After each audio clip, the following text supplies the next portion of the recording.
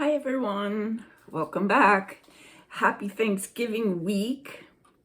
I'm glad to be with you and I hope you're glad to be with me again. You probably are or you wouldn't have signed on, right? Okay, so I talk a lot about being a light worker and a lot of people wonder what that actually means. And I explain it every now and then, but I thought I'd do a whole blog on that. So the name of the blog, of course, is Are You a Light Worker? Because a lot of people want to know. Well, maybe I want to be a light worker. Am I a light worker? What does it take to be a light worker? What do I have to do to be a light worker? So I'm going to try to answer some of those questions. So I'm kind of repeating myself, but I'm reading the blog, as you all know. So as most of you know, I post a spiritual quote on Facebook and Instagram every day. Once I find the quote I want to talk about, I then simply put my fingers on the computer keys and listen to what my team of light wants me to share. It's pretty miraculous. And I'm in awe of it all the time. I do the same thing with my weekly blog, minus the quote. The blog and all the past free information, this is just all the blog, this blog, and all of the past blogs that I've done over the last year are always posted on my website, drusillasdream.com. And they're included on my weekly newsletter that goes out every Monday, which you can sign up for on drusillasdream.com on the website, the first page. Anyway, so I don't ever know exactly what I will write about because the information does not come completely from me. In fact, most of what I write actually comes through me, from my team of light, in cooperation and assistance, of course, from my soul. The process I use to be able to access this information is simple. Kind of simple and not simple, but I enter my inner temple through meditation with the intention of being of service to God, as well as to be of service to the love that I am and that we all are. The quote gives me and my team like a jumping off point. The blog is not as clear and I need to listen to what topic is on the agenda for the week. It's really hard to explain to you how I do what I do because I don't completely understand it myself. I am, as I said, I am in awe in the way that I willingly am utilized by God and my team of light. And I am also blissfully grateful that they trust me to participate in what I consider a most holy endeavor. As I write each day, I'm simply typing what I hear, as I said. At times, I get the feeling like butterflies in my stomach when I have come to realize they want me to pay close attention to what they are teaching. And the reason for that is because what is coming through is clearly for me so that I can learn, remember, or self-correct in some area of my life. So it's for me as well as for the people that I'm writing for, which is also miraculous. Truthfully, I always feel that everything that comes through is as much for me as it is for all of you who have been guided to find my work. Because even though a lot of the things that I write about I already know, you forget at times when the ego gets in the way or life gets tough and you need a reminder. So they tend to do that to me through my work, or for me is a better word. So being drawn to this work clearly means you are on a path of awakening and are subconsciously or consciously hearing the call from your own soul and team of light. That call goes out to all of us. It's a plea to join the multitudes of global, peaceful light workers so that we can work towards completing our mission of helping to move humanity from diversive fear to unified love. Though you may have forgotten, you and I are determined to do our part in whatever way we can, even if we don't yet know what that way is yet. When we say yes, yes, I am ready to serve to God and our team of light, they kind of do a happy dance. And with songs of gratitude are sung throughout the spirit world. They ask us all. None of us is more talented or gifted or special, or we all are asked to do our part. All we have to do is say yes, and they help us get there. Again, because the reason for this, we need to communicate our willingness, because they must always honor our free will, and they will not intercede in our lives unless we give them permission to do so. So the yes is very important. Some of you may be thinking, well, I'm not ready. I did this for a long time. This is all really new to me, and I'm just beginning my spiritual journey. That, my friends, is an illusion. You've always been ready. You just forgot that you were. The amnesia that falls upon most of us when we emerge from our mother's womb is there for a reason. One of the main reasons is that we are all being offered a chance to begin anew and do a better job during this lifetime than we did in the last one. The souls who share our earthly experience now most likely have shared other ones as well. As a consequence of the human mistakes that we have made in one or more lives, we are trying to do a better job of being the eternal loving soul here that we know that we are in spirit. If we retained the memories from past lives, we might make some choices now out of human emotions like guilt and shame, regret, self-deprecation, or self-loathing, rather than from love, compassion, forgiveness, and peace. The latter are soul qualities, and those are the ones that each of us are called to embrace and foster during our time here. The only way to do that is to begin to silence our fearful ego so that we can hear the voice of our soul and our spirit team.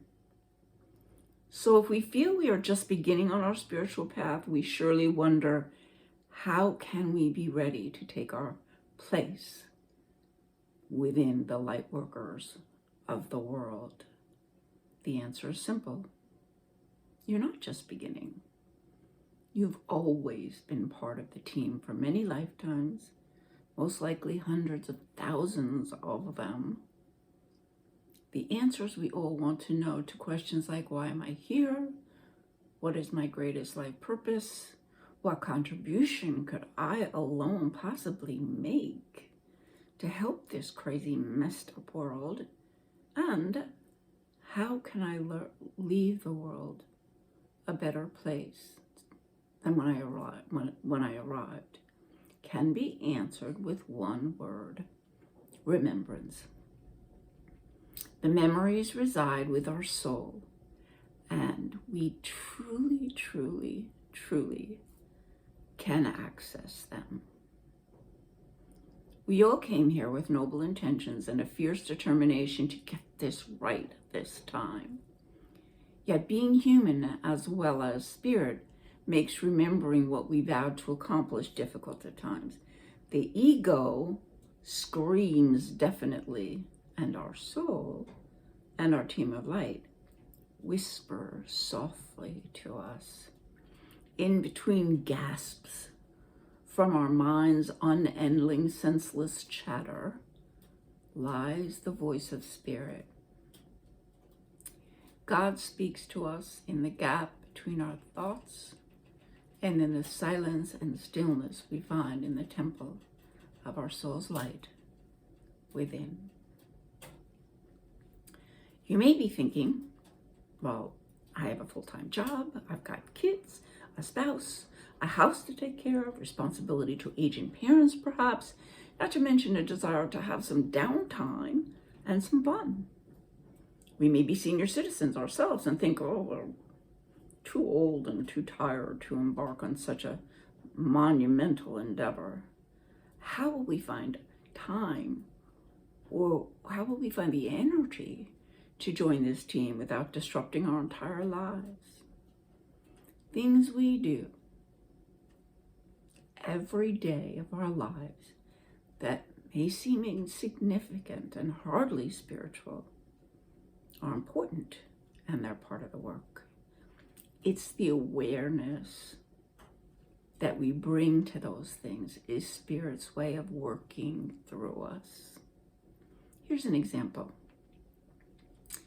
So our coworker is being difficult and really obnoxious.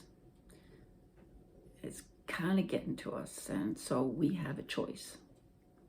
Do we justifiably but mindlessly react, become angry, and unleash our own frustration, criticism, and judgment, which only adds to the negative environment? Or do we pause and take a moment to respond mindfully?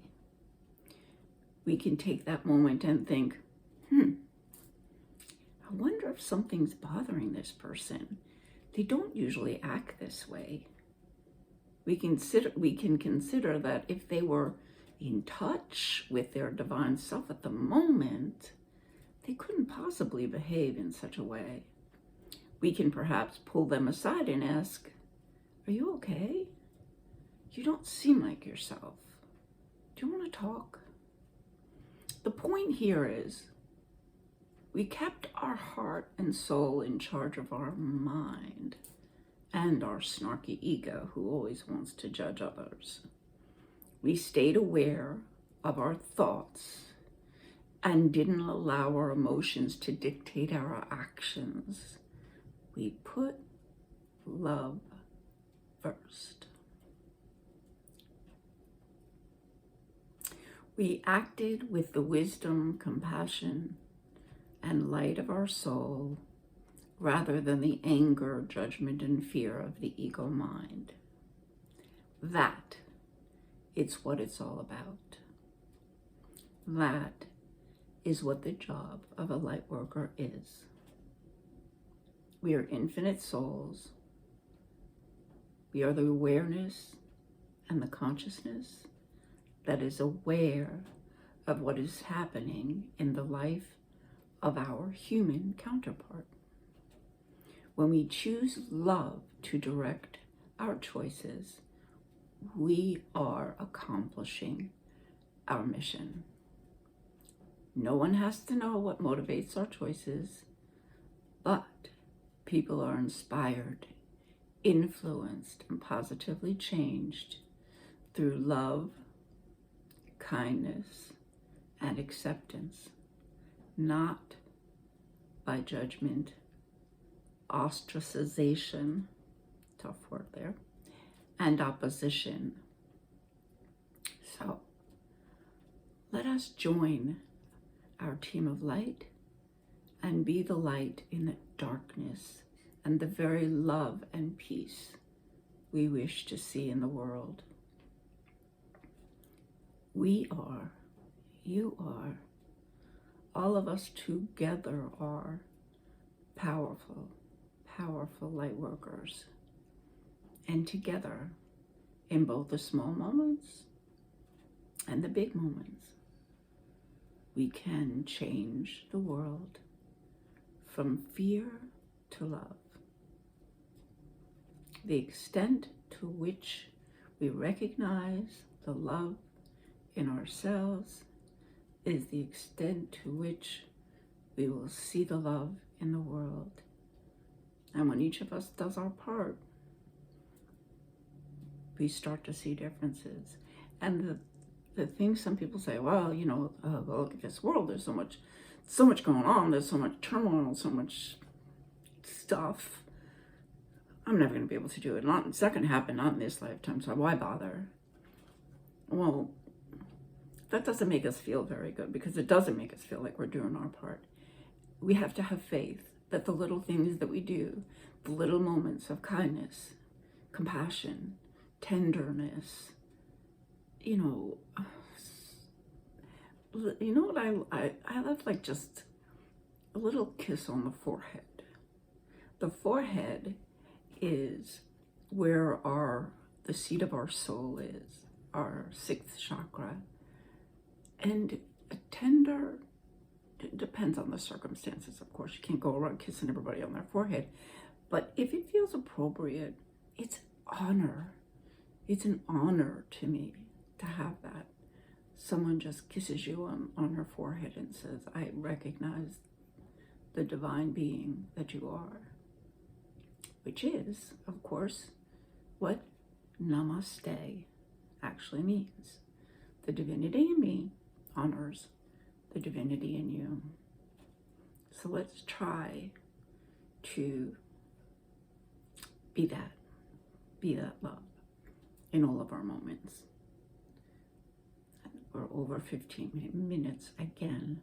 I'm sorry for these being so long. I try not to, but anyway, I'm going to say goodbye, and I'm going to say one more time, Happy Thanksgiving week to all, and I will see you next time.